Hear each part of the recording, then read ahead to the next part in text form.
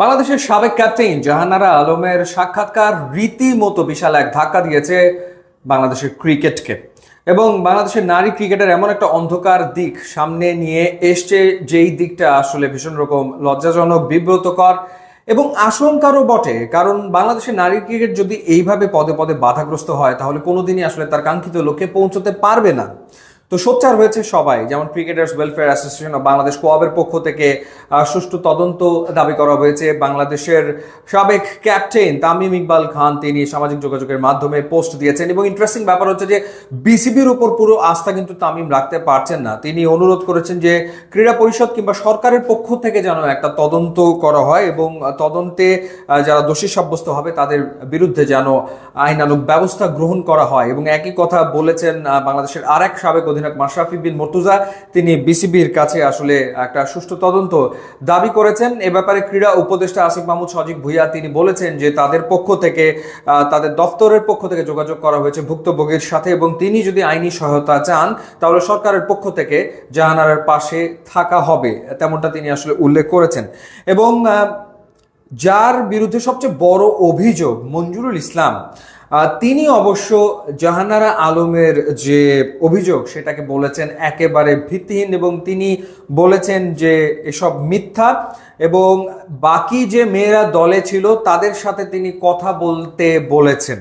চীনে অবস্থান করছেন এই মুহূর্তে মঞ্জুরুল ইসলাম এবং সেখান থেকে তিনি এই প্রতিক্রিয়া ব্যক্ত করেছেন। তবে বিসিবি বসে নেই, বিসিবি এবার আসলে সোচ্চার হয়েছে এবং বিসিবি একটা কিছু করতে চায়। কারণ তারা জানে যে এবার যদি তারা একটা দৃষ্টান্ত স্থাপন করতে না পারে তাহলে আসলে ধসে যাবে, মানে বাংলাদেশের ক্রিকেটের কোনো একটা স্তম্ভ হয়তো বা ধসে পড়বে, এরকম একটা ঘটনা ঘটতে পারে। তো সেই ক্ষেত্রে 15 দিনের ভেতরে তদন্ত কমিটিকে রিপোর্ট প্রদানের নির্দেশ এরই ভেতরে দেওয়া হয়েছে। তদন্ত কমিটি গঠন করা হয়েছে।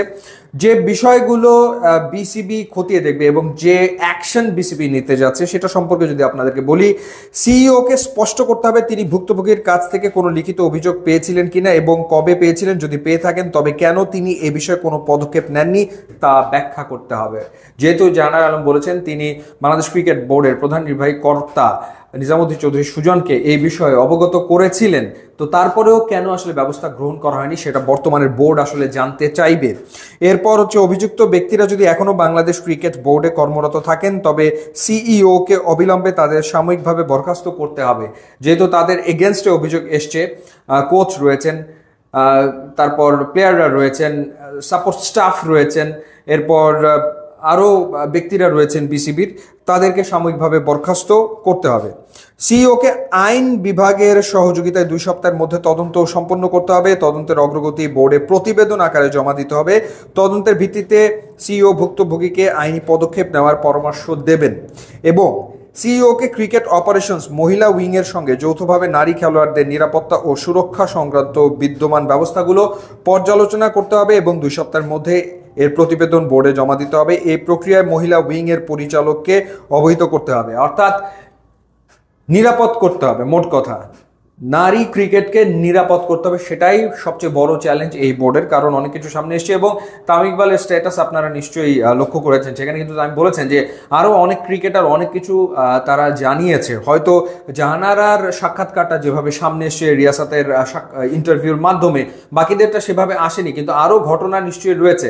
তো সেই ক্ষেত্রে একটা চিরুনি অভিযান আসলে চালানো উচিত যে কি কি হয়েছে, কোথায় কি হয়েছে এবং সেগুলো কিভাবে চিরতরে বন্ধ করা যায়। সেই উদ্যোগ যদি আমিনুল ইসলাম বুলবুলের এই বোর্ড নিতে না পারে তাহলে দায়িত্ব নেওয়ার পর এটা আসলে একরকমের ব্যর্থতা, মানে এটাই হবে বিসিবির বর্তমান বোর্ডের প্রথম ব্যর্থতা যদি তারা কোনো শক্ত অ্যাকশন নিতে না পারে এইবার।